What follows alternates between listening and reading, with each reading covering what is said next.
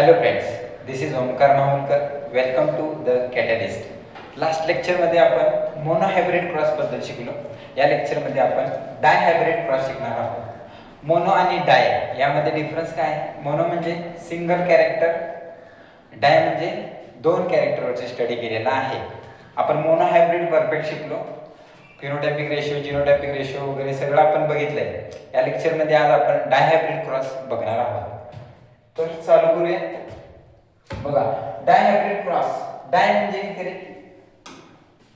डायचा अर्थ आहे की डाय हायब्रिड क्रॉस आपण आता बघणार आहोत. डाय म्हणजे दोन. ग्रिगोर मेंडल्सने या हायब्रिड मध्ये दोन कॅरेक्टरचा स्टडी केला आहे, त्यामुळे त्याला दोन म्हटलंय. मोनो का म्हटलंय? एका कॅरेक्टरचा स्टडी म्हणजे हाईट, झाडाची उंची टॉल आहे का डार्क आहे याच्यावरतीच त्याने स्टडी केला म्हणून त्याला मोनो म्हणतोय. आणि डाय का म्हणतोय? तर इथं त्याने दोन कॅरेक्टरचा स्टडी केला. आपण बघूया. In the dihybrid cross, two pairs of contrasting characters are under consideration.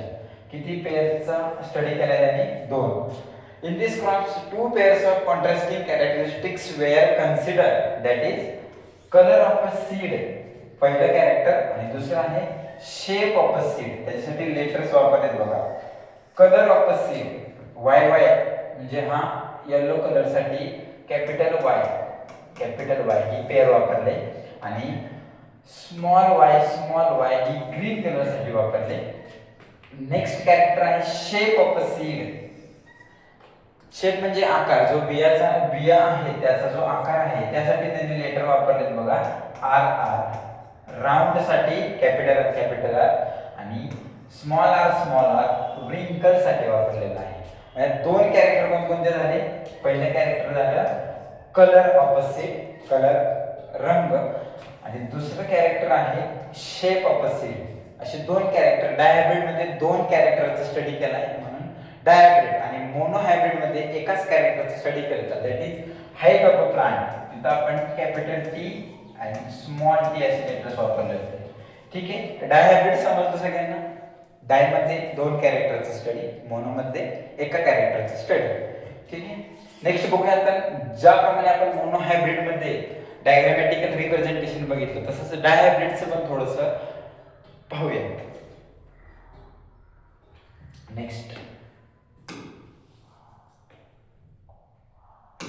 बघा, डाय हायब्रिडचा पण तसा चार्ट आहे आपल्याला.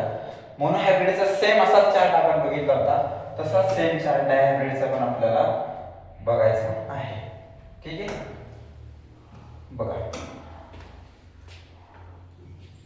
इथं Mendel's experiment on dihybrid cross इथे दिले बघा. दोन character, round yellow seed. Round म्हणजेच काय? शेप.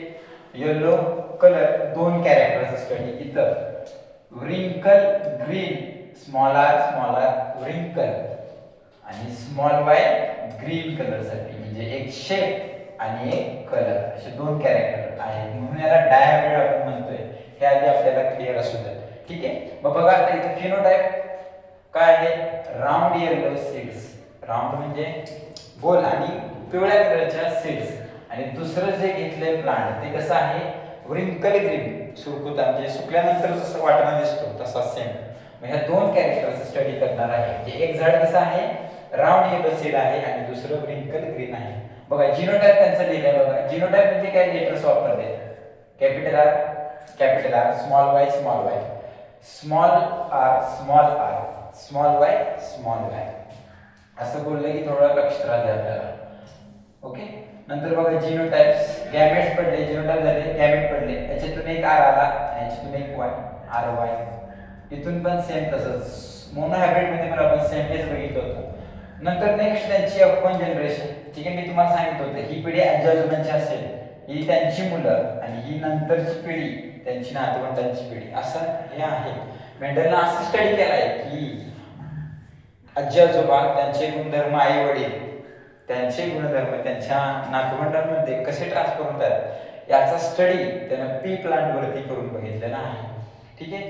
पुढे बघूयात. बघा F1 जनरेशन मध्ये काय झाले बघा. आता हे दोन प्लांट क्रॉस केल्यानंतर जे काय मेंडल्सला जो प्लांट नवीन पिढीचा मिळाला तो काय मिळाला? त्याला राऊंड येलो सीड बघा इथं कॅपिटल आर आणि कॅपिटल वाय.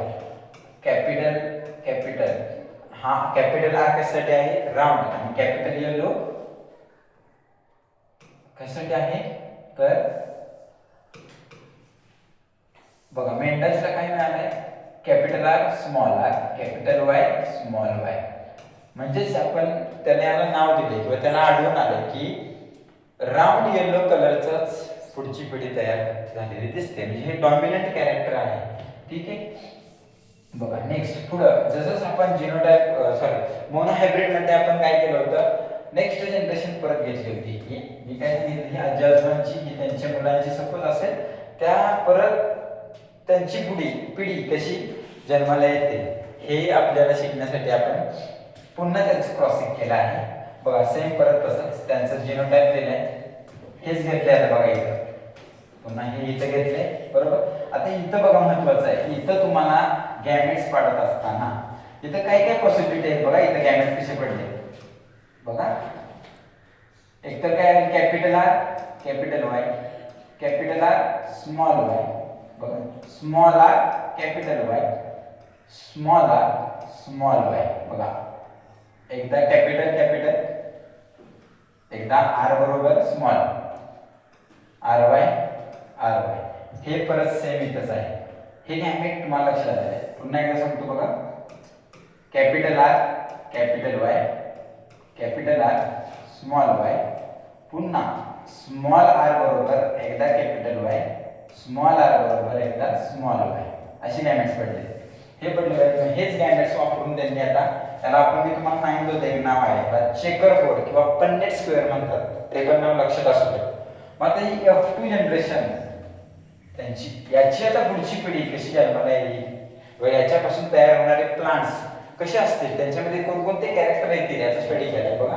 आता हेच जे आपण गॅमेट्स पाडले हेच इथं लिहिले बघा बरोबर आणि इथं पण तेच लिहिले. ओके. आता इथं तुम्ही लक्ष द्या व्यवस्थित. हे तुम्हाला थोडंसं किचकट वाटत असेल पण व्यवस्थित लक्ष दिल्यानंतर तुम्हाला ते क्लिअर होऊन जाईल. बघा आता हे कसं लिहायचं आहे चेकर बोर्ड बघा. मी दोन हे सांगतो मला आधी कंडिशन. सुरुवातीला काय लिहायचं एक तर पहिली कंडिशन कॅपिटल लेटर्स आपल्याला लिहायचे. ओके सुरुवातीला आणि एकच शेप म्हणजे बघा ते तुम्हाला कळेल मी सांगतो बघा याचं आणि याचं क्रॉसिंग करायचं इथं लिहिलंय.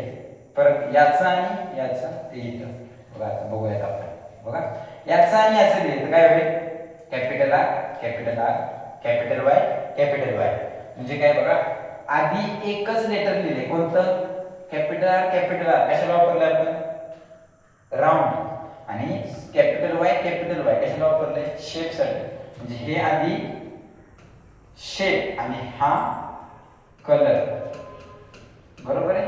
मग एकाच कॅरेक्टरचे लेटर्स आधी लिहायचे पण त्यात कंडिशन दुसरी आहे की कॅपिटल लेटर्स आधी लिहायचं. ओके बघा इथं आता याचं आणि याचं आपण करूया काय होईल सांगा capital R capital Y small Y. बघा इथे स्मॉल वाय नंतर लिहिला आधी काय लिहिला राऊंड आणि नंतर कलर. एक कॅरेक्टर आधी असं नाही लिहायचं कधी.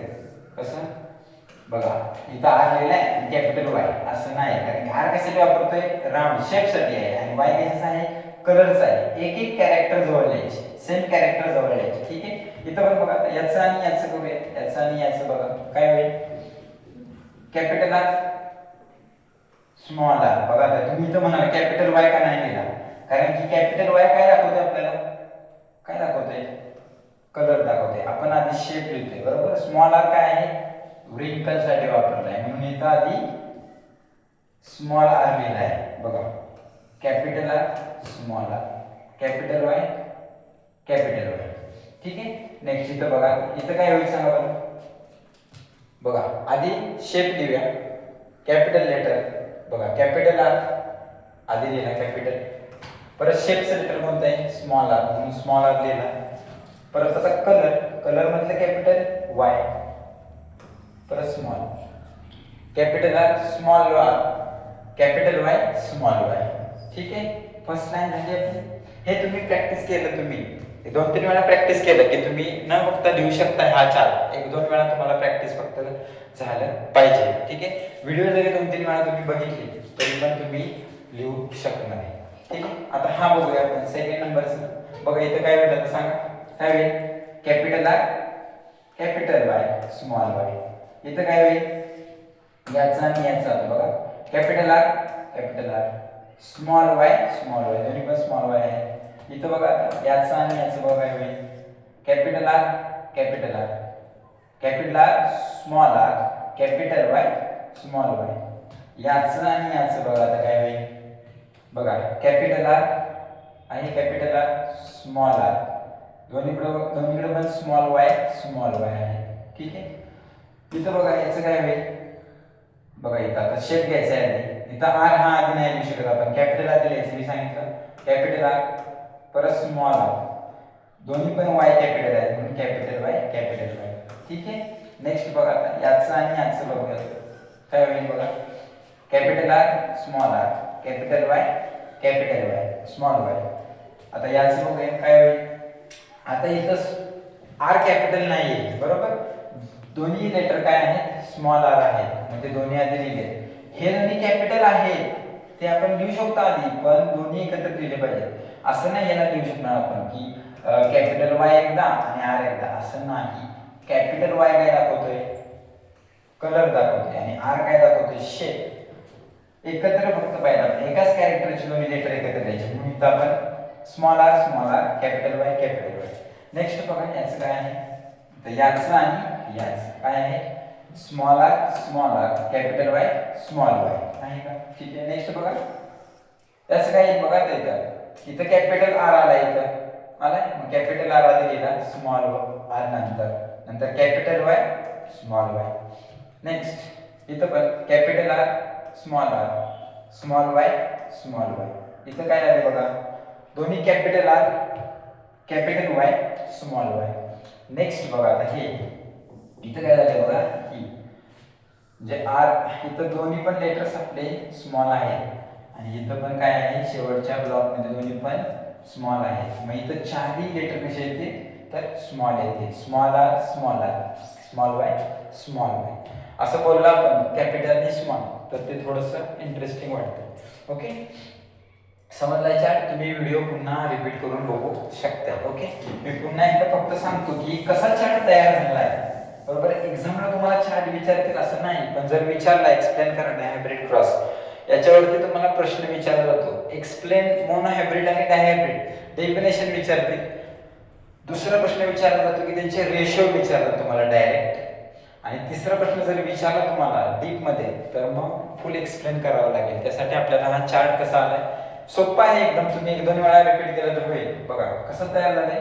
याचं आणि याचं इथं लिहितोय आपण, पुन्हा याचं आणि याचं केलेलं आपण इथं लिहितोय, पुन्हा याचे आणि असं सेम परत याचं इथं सेम असंच आपल्याला सगळ्यांचं लिहायचं. ओके. तुम्ही 2-3 वेळा प्रॅक्टिस केली याची की तुम्हाला हे क्लिअर होऊन जाईल. थोडंसं मोनो हायब्रिड इझी होता. डायहायब्रिड मध्ये 2 कॅरेक्टर आल्यामुळं जास्त आपल्याला तिथं मोठा चार्ट लिहावा लागतोय. मग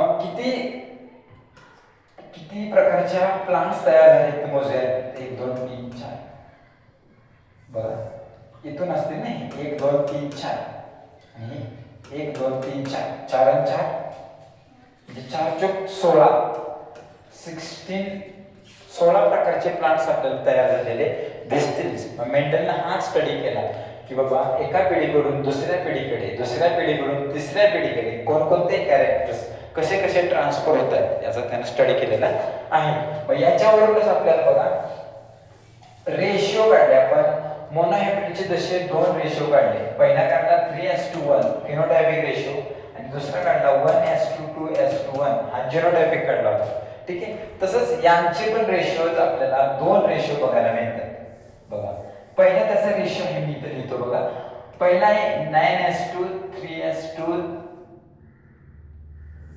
बघा पहिला रेशिओ मी लिहितो इथं 9:3:1. ठीक आहे. इथं मी तुम्हाला असा आडवा लिहून दाखवतो बघा 9:3:3 3:1. आता याचा अर्थ काय आहे बघा, राऊंड येलो किती आहेत तर 9 आहेत बघा. आता राऊंड येलो बघा, हा काय असेल रे, राऊंड येलो कॅपिटल वाय.